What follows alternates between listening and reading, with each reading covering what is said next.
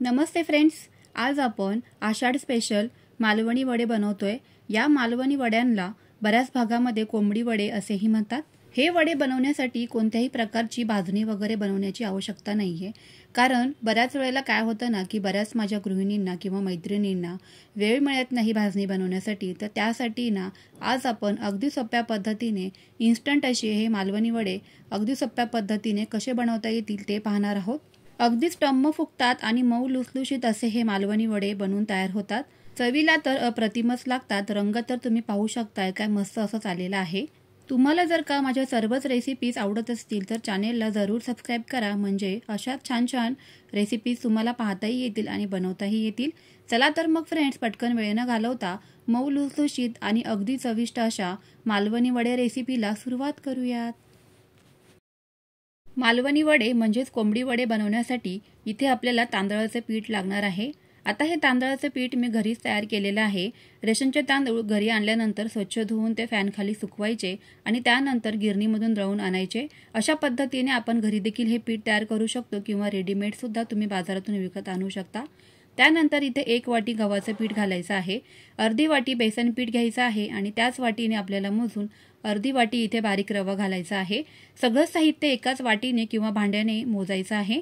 आता ज्या वाटीने आपण इथे पीठ मोजले ना तर त्याच वाटीने इथे आपल्याला 2.5 वाट्या पाणी गरम करून घ्यायचं आहे। सर्वच साहित्य कुठल्याही पद्धतीच्या एखाद्या भांड्याने मोजायचं आहे, म्हणजे इथे प्रमाण चुकणार नाही। पाणी अगदीच चांगल्या पद्धतीने कडकडीत असं आपल्याला उकळवून घ्यायचं आहे।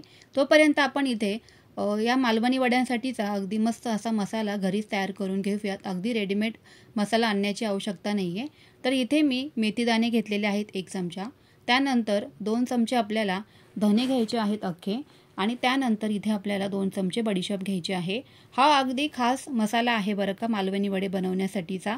याने ना अगदीच चव या मालवणी वड्यांना अप्रतिम अशीच येऊन जाते। अजिबात कोणत्याच प्रकारचा मसाला विकत आणण्याची आवश्यकता नाहीये किंवा पीठ देखील बाहेरून विकत आणण्याची आवश्यकता नाहीये, कारण बऱ्याच वेळेला काय होतं ना की पिठामध्ये भेसळ असते रेडीमेड पिठामध्ये। त्यामुळे शक्यतो हे टाळायचं आणि घरीच अगदी सोप्या पद्धतीने तुम्ही एकाच वेळेला भरपूर असं हे पीठ घरामध्ये बनवून देखील ठेवू शकता, म्हणजे अगदी महिनाभर तुम्हाला जेव्हा वाटेल तेव्हा मनात येईल तेव्हा तुम्ही या पद्धतीने मालवणी वडे अगदी गरमागरम बनवू शकतात। खमंग आणि खरपूस असंच आपल्याला अगदी स्लो गॅसवरती धने, बडीशेप आणि मेथ्या भाजून घ्यायच्या आहेत। अगदीच चांगल्या पद्धतीने स्लो गॅसवरती आपल्याला हे साहित्य भाजून घ्यायचं आहे, जेणेकरून मिक्सरमध्ये याची चांगल्या पद्धतीने पावडर तयार होईल आणि जेव्हा आपण हे मसाले जे आहेत ना ते पिठामध्ये घालणार ना तर तेव्हा त्याचा अगदी जो काही खमंग सुवास आहे ना तर तो छान येणार।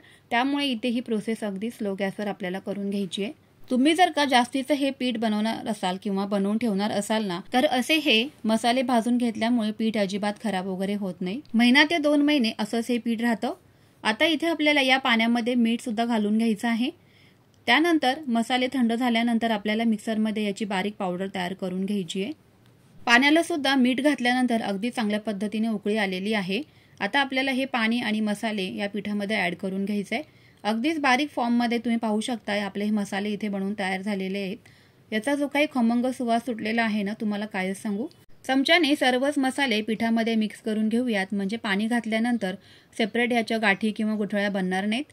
अगदीच मी दाखवते त्याच प्रकारे आपल्याला हे जे काही गरम उकळलेलं पाणी आहे ना ते या पिठामध्ये घालून घ्यायचं आहे आणि चमच्याने हे सर्वच पीठ मिक्स करत जायचंय, म्हणजे सर्व बाजूनी एकसारखं हे गरम पाणी मिक्स होऊन जातं।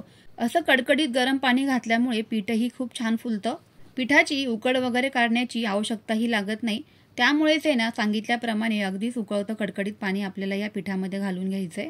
ज्या वाटीने आपण सुरुवातीला पीठ मोजले ना तर त्याच वाटीने इथे आपण 2.5 वाट्या पाणी घेतलेलं होतं, तर तेवढंच पाणी आपण अगोदर या पिठामध्ये घालून घेतलेलं आहे। एक्स्ट्राचं पाणी अजिबात घालायचं नाही।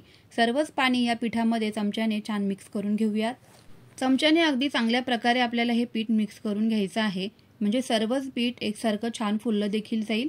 आता या पिठावरती आपल्याला 10 ते 15 मिनिटं झाकण ठेवून असंच बाजूला हे पीठ ठेवून द्यायचं आहे। 10 ते 15 मिनिटांमध्येच पिठाला चांगल्या प्रकारे वाफ बसलेली आहे आणि आपलं इथे पीठ हे फुलून देखील तयार झालेलं आहे। आता काय करायचं, ज्या वाटीने आपण अगोदर 2.5 वाट्या पाणी घातलं ना तर त्याच वाटीने इथे मी अर्धी वाटी पाणी अजून थंड घेतलेलं आहे।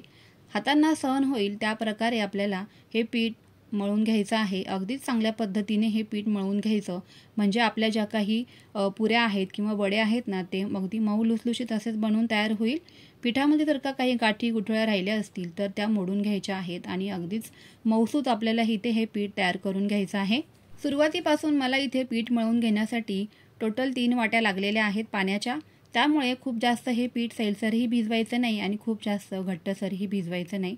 अगदी मध्यम स्वरूपामध्ये आपल्याला हे पीठ असं भिजवून घ्यायचं आहे, जेणेकरून आपले जे काही वडे आहेत ना, तर ते कडक किंवा वातडल्यासारखे न होता मऊसूत असे बनवून तयार होतील। आता इथे मी एक प्लास्टिकचा कागद अशा प्रकारे घेतलेला आहे तयार करून। तुम्हाला जर का असा प्लास्टिकचा कागद वापरायचा नसेल तर तुम्ही एखादा कॉटनचा रुमाल स्वच्छ धुतलेला वापरू शकता। सुरुवातीलाच फक्त एकदा आपल्याला तेलाचा थोडासा हात लावून घ्यायचा आहे, जेणेकरून पीठ चिकटणार नाही कागदाला। तुम्ही जर का नॅपकिन किंवा रुमाल वापरत असाल तर त्यावर थोडंसं पाणी शिंपडून घ्या, म्हणजे ते पीठ जे आहे ना ते चिकटणार नाही रुमालाला। आता अगदीच छोट्या आकाराचे इथे आपल्याला गोळे तयार करून घ्यायचे आहेत। ज्या पद्धतीने आपण पुरी बनवतो ना, अगदीच त्या आकारामध्ये आपल्याला इथे पिठातलं पोर्शन घ्यायचं आहे आणि पाण्याचा वापर करून हे जे काही वडे आहेत ना, तर ते असे थापून घ्यायचे आहेत बोटांच्या मदतीने आणि मध्ये असं छिद्र करायचं। छिद्र न करताय सुद्धा तुम्ही अगदीच गोल हे वडे पुरीच्या आकारामध्ये बनवू शकतात तुमच्या आवडीनुसार। सर्व बाजूंनी एकसारखे असे हे वडे थापून घ्यायचे आहेत, कुठे जाड वगैरे ठेवायचे नाहीत। एकसारखे असे हे वडे थापून झाल्यानंतर लगेचच आपल्याला हे तळून सुद्धा पाहिजे आहेत। तर त्यासाठी इथे मी एक कढई ठेवलेली आहे गॅसवरती आणि त्यामधील तेल मध्यम गरम करून घ्यायचं आहे। खूप जास्त कडकडीतही करायचं नाही। हळूवार पद्धतीने वडे सोडल्यानंतर सर्व बाजूंनी कलथ्याच्या मदतीने प्रेस करत जायचे आहे आणि त्यावरती तेल सोडत जायचंय, म्हणजे वडे अगदी खमंग आणि खरपूस अगदी आतमध्ये सुद्धा तळले जातात। गॅसची फ्लेम मीडियम टू हाय ठेवायची आहे, अगदीच कमी करायची नाही। कढईमध्ये वडे घातल्याबरोबरच अगदीच टम्म फुगलेले आहे, तुम्ही इथे पाहू शकताय। वड्यांना रंग तर पहा काय मस्त असाच आलेला आहे, अगदीच खमंग आणि खरपूस दोन्ही बाजूंनी आपल्याला तांबूस रंगावरती हे मालवणी वडे तळून घ्यायचे आहेत। आता इथे दुसरी बॅच सुद्धा मी तळायला घातली आहे, तर तुम्ही बघू शकताय अगदी दुसऱ्या बॅच मधले वडे सुद्धा मस्त असे टम्म फुगलेले आहेत, रंग सुद्धा काय अप्रतिम असाच आलेला आहे। आता हे वडे बनवण्याची मी तुम्हाला इथे आणखीन एक पद्धत दाखवते। तुम्हाला जर का हे वडे थापून बनवायचे नसतील किंवा लाटूनही बनवायचे नसतील, प्लेटच्या मदतीने हे जे काही वडे आहेत ना, तर ते प्रेस करून सुद्धा बनवू शकतात। तुम्हाला जर का मध्ये छिद्र आवडत नसेल तर तुम्ही नाही बनवलं तरी पण चालेल, पण मालवणी वड्यांना जो काही फील आहे ना, तर तो या टेक्स्चरमुळेच येतो, म्हणूनच मी इथे या प्रकारे बनवलेले आहेत। तुम्हाला तुमच्या आवडीनुसार हे वडे बनवता येतील। एकाच वेळेला हे सर्व वडे अगोदर बनवून ठेवले आणि नंतर मात्र एकदा तळले ना तरी सुद्धा चालणार आहे। असं केल्यामुळे आपला वेळ देखील वाचणार आहे आणि कढईमधील जे काही तेल तापलेलं आहे ना, तर ते तेल तापून थंड होणार नाही आणि गॅसही वायाला जाणार नाही। त्यामुळे इथे तुम्ही ही सोप्या ट्रिकने हे जे काही मालवणी वडे आहेत ना, ते एकाच वेळेला भरपूर असे तळून घेऊ शकता। चला तर सर्वच हे वडे खमंग आणि खरपूस मस्त असे मीडियम टू हाय फ्लेमवरती तळूनच घेऊयात। गरमागरम मऊ लुसलुशीत टम्म फुलणारे असे आपले इथे मालवणी वडे बनवून तयार झालेले आहेत। मालवणी वड्यांना म्हणजेच कोंबडी वड्यांना रंग तर पहा काय मस्त असाच आलेला आहे। झटपट अगदी भरपूर हे वडे बनवून तयार झालेत। कशी वाटली मग फ्रेंड्स तुम्हाला ही रेसिपी? आवडली का? आवडली असेल तर नक्की रेसिपी ट्राय करा आणि मला कमेंट बॉक्समध्ये कळवायला विसरू नका। चला तर मग पुन्हा भेटूयाच अशाच छानशा एका नवीन व्हिडिओमध्ये। तोपर्यंत always keep smiling and keep cooking. Bye bye friends.